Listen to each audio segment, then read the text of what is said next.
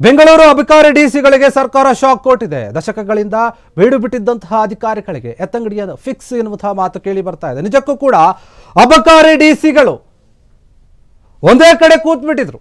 ಅವರಿಗೆ ಸರ್ಕಾರ ಈಗ ಶಾಕ್ ಕೊಡ್ತಾ ಇದೆ. ದಶಕಗಳಿಂದ ಬೀಡು ಬಿಟ್ಟಿದ್ದಂತಹ ಅಧಿಕಾರಿಗಳಿಗೆ ಎತ್ತಂಗಡಿ ಫಿಕ್ಸ್ ಎನ್ನುವಂತಹ ಮಾತು ಕೇಳಿ ಬರ್ತಾ ಇದೆ. ಸಿಎಂ ಸಿದ್ದರಾಮಯ್ಯ ಸರ್ಕಾರ ಸದ್ಯಲ್ಲದಂತಹ ಆಪರೇಷನ್ ಅಬಕಾರಿ ಅಂತ ಹೇಳಿ ಮಾಡ್ತಾ ಇದೆ. ಈಗ ರಾಜಧಾನಿಯ ಕೋಟಿ ವೀರರಿಗೆ ಇನ್ಮೇಲೆ ಇಲ್ಲಿ ಏನು ಕೂಡ ಉಳಿದಗಾಲ ಇಲ್ಲ.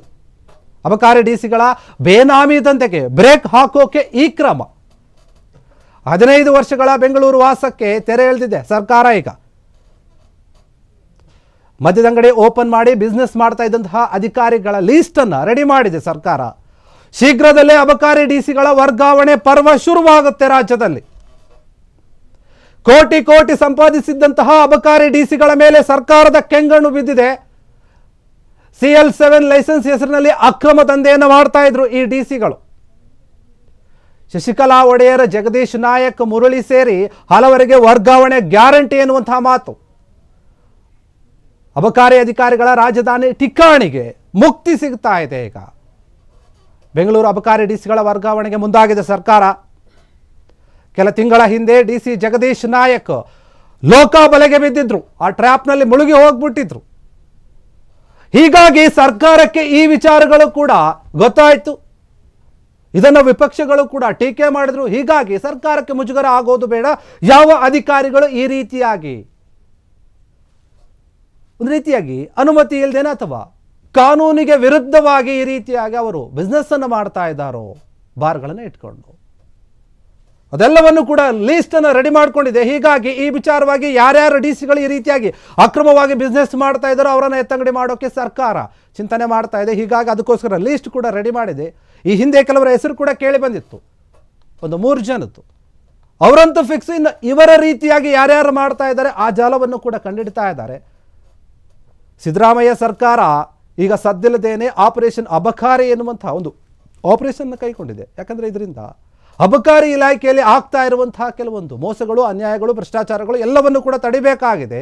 ಅಷ್ಟೇ ಅಲ್ಲ, ಅಬಕಾರಿ ಇಲಾಖೆ ಮೇಲೆ ಬಂದಿರುವಂತಹ ಒಂದು ಆರೋಪ ಏನಿದೆ, ಬಹುದೊಡ್ಡ ಆರೋಪವನ್ನು ಸ್ವಲ್ಪ ಕಡಿಮೆ ಮಾಡಬೇಕಲ್ಲ. ಇನ್ನು ಅಬಕಾರಿ ಮಂತ್ರಿಯ ಮೇಲೂ ಕೂಡ ಇರುವಂತಹ ಒಂದು ಆರೋಪ. ಹೀಗಾಗಿ ಅಬಕಾರಿ ಇಲಾಖೆಯನ್ನು ಒಂದು ಸ್ವಲ್ಪ ಅದು ಸ್ವಚ್ಛ ಮಾಡಬೇಕು ಅನ್ನುವಂಥ ನಿರ್ಧಾರದಲ್ಲಿ ಸಿಎಂ ಸಿದ್ದರಾಮಯ್ಯ ಮತ್ತು ಅವರ ಸರ್ಕಾರ ಈ ರೀತಿಯಾದಂತಹ ನಿರ್ಧಾರವನ್ನು ತಗೊಂಡಿದ್ದಾರೆ. ರಾಜಧಾನಿಯಲ್ಲಿ ಒಂದು ದಶಕಗಳಿಂದ ಇದ್ದಾರೆ ಇವರು. ಯಾಕಂದರೆ ಬೇರೆ ಕಡೆ ಟ್ರಾನ್ಸ್ಫರ್ ಆದರೂ ಕೂಡ ಮತ್ತೆ ಅಲ್ಲಿಗೆ ಹಾಕ್ಸ್ಕೊಳ್ತಾ ಇದ್ರು. ಹೀಗಾಗಿ ಇನ್ನು ಮುಂದೆ ಆ ರೀತಿಯಾಗಿ ಆಗೋದಿಲ್ಲ. ಅಬಕಾರಿ ಡಿಸಿಗಳ ಬೇನಾಮಿ ದಂಧೆ ಏನಿತ್ತು ಅದಕ್ಕೆ ಬ್ರೇಕ್ ಹಾಕೋಕ್ಕೆ ಸರ್ಕಾರ ಮುಂದಾಗಿದೆ. 15 ವರ್ಷಗಳ ಹಿಂದಿಂದ ಕೂಡ ಇವರು ಬೆಂಗಳೂರಿನಲ್ಲಿ ವಾಸವಾಗಿದ್ದಾರೆ. ಅನೇಕ ಬಿಸ್ನೆಸ್ಗಳನ್ನು ಮಾಡ್ತಾ ಇದ್ದಾರೆ. ನಮ್ಮನ್ನು ಯಾರು ಕೂಡ ಬೇರೆ ಕಡೆ ಹಾಕಲ್ಲ ಬಿಡು ಅನ್ನುವಂಥ ಮನಸ್ಥಿತಿಯಲ್ಲಿದ್ದರು ಇವರು. ಹೀಗಾಗಿ ಸರ್ಕಾರ ಇದಕ್ಕೆ ಒಂದು ರೀತಿ ಶಾಕ್ ಕೊಡ್ತಾ ಇದೆ ಅವರಿಗೆ. ಶೀಘ್ರದಲ್ಲೇ ಅಬಕಾರಿ ಡಿಸಿಗಳ ವರ್ಗಾವಣೆ ಮಾಡೋಕ್ಕೆ ಶುರು ಮಾಡ್ಕೊಳ್ತಾ ಇದೆ. ಒಂದು ಪರ್ವಾನೆ ಶುರುವಾಗುತ್ತೆ. ಬ್ಯಾಕ್ ಟು ಬ್ಯಾಕ್ ಒಬ್ಬರಾದ ನಂತರ ಒಬ್ಬರನ್ನ ವರ್ಗಾವಣೆ ಮಾಡಿದ್ರು ಕೂಡ ಏನೂ ಆಶ್ಚರ್ಯ ಇಲ್ಲ ಈ ವಿಚಾರದಲ್ಲಿ. ಕೋಟಿ ಕೋಟಿ ಸಂಪಾದನೆ ಮಾಡಿದ್ದಾರೆ ಅಬಕಾರಿ ಡಿಸಿಗಳು. ಅವ್ರು ಬರ್ತಾ ಇರುವಂತಹ ಸ್ಯಾಲರಿ ಏನು, ಅವರ ಹತ್ರ ಇರುವಂತಹ ಆದಾಯ ಏನು, ಅವರ ಆಸ್ತಿ ಏನು, ಅದು ನೋಡಿದ್ರೆ ಗೊತ್ತಾಗ್ಬಿಡುತ್ತೆ ಇವರು ಯಾವ ರೀತಿಯಾದಂತಹ ಭ್ರಷ್ಟಾಚಾರದಲ್ಲಿ ಮುಳುಗಿದ್ರು ಅಂತ ಹೇಳಿ. CL7 ಲೈಸೆನ್ಸ್ ಅನ್ನು ತಗೊಂಡು ಅಕ್ರಮವಾಗಿ ದಂಧೆಯನ್ನು ನಡೆಸ್ತಾ ಇದ್ರು ಈ ಡಿಸಿಗಳು ಮಧ್ಯದ ಒಂದು ವಿಚಾರವಾಗಿ. ಇದೇ ಒಂದು ವಿಚಾರದಲ್ಲಿ ಶಶಿಕಲಾ ಒಡೆಯರು, ಜಗದೀಶ್ ನಾಯಕ್, ಮುರಳಿ ಏನಿದ್ದಾರೆ, 3 ಜನ ಅಲ್ಲ, ಇನ್ನೂ ಸಾಕಷ್ಟು ಜನ ಇದ್ದಾರೆ. ಈ 3 ಜನಕ್ಕೆ ಮಾತ್ರ ಗ್ಯಾರಂಟಿಯಾಗಿ ಟ್ರಾನ್ಸ್ಫರ್ ಆಗುತ್ತೆ. ಸರ್ಕಾರ ಯೋಚನೆ ಮಾಡ್ತಾ ಇದೆ. ಒಂದು ವೇಳೆ ಆದರೆ ಅವ್ರು ಅಲ್ಲೇನು ಮಾಡ್ತಾರೆ, ಹೋಗಿ ಅಲ್ಲಿ ಕೂಡ ಇದೇ ರೀತಿಯಾಗಿ ನಡೆದುಕೊಳ್ತಾರೋ ಅಥವಾ ಬೇರೆ ಏನು ವ್ಯವಸ್ಥೆ ಮಾಡ್ಕೊಳ್ತಿರ್ಲಿಲ್ಲ, ಸರ್ಕಾರದ ಹತ್ರ ಹೋಗಿ ಇಲ್ಲ ನಾವು ಎಲ್ಲೇ ಇರ್ತೀವಿ ಅಂತ ಕೇಳ್ಕೊಳ್ತಾರೋ ಗೊತ್ತಿಲ್ಲ.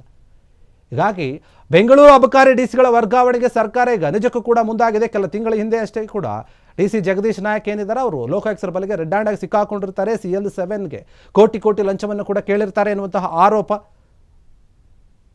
ಆ ಒಂದು ಕಚೇರಿಯಲ್ಲಿ ಸಿಕ್ಕಾಕೊಂಡಿರ್ತಾರೆ. ಅಬಕಾರಿ ಡಿಸಿಗಳ ಭ್ರಷ್ಟಾಚಾರಕ್ಕೆ ಮಂತ್ರಿ ಹೆಸರಿಗೆ ಕೂಡ ಕಳಂಕ ಕೂಡ ಬಂದಿರುತ್ತೆ. ಹೀಗಾಗಿ ಠಿಕಾಣಿ ಡಿಸಿಗಳೇನಿದ್ದಾರೆ ಅವರನ್ನು ಹೊರಗಡೆ ಹಾಕೋಕೆ ಪ್ಲಾನ್ ಮಾಡ್ತಾ ಇದೆ ಸರ್ಕಾರ. BUD 1 2 3 4 5 6 8 ಡಿಸಿಗಳ ಶೀಘ್ರ ಎತ್ತಂಗಡಿ ಆಗುತ್ತೆ ಈಗ. ಹೀಗಾಗಿ ಶೀಘ್ರದಲ್ಲೇ ಸರ್ಕಾರ ಅಧಿಕೃತವಾಗಿ ಇದರ ಬಗ್ಗೆ ಆದೇಶವನ್ನು ಹೊರಡಿಸೋಕೆ ಪ್ಲಾನ್ ಮಾಡ್ತಾ ಇದೆ. ಕ್ಷಣ ಕ್ಷಣದ ಸುದ್ದಿಗಳಿಗಾಗಿ ಫ್ರೀಡಂ ಟಿವಿ ಸಬ್ಸ್ಕ್ರೈಬ್ ಮಾಡಿ, ಲೈಕ್ ಮಾಡಿ ಹಾಗೂ ಫಾಲೋ ಮಾಡಿ. ಹೊಸ ಸುದ್ದಿಗಳ ನೋಟಿಫಿಕೇಶನ್ಗಾಗಿ ಬೆಲ್ ಐಕಾನ್ ಮೇಲೆ ಕ್ಲಿಕ್ ಮಾಡಿ.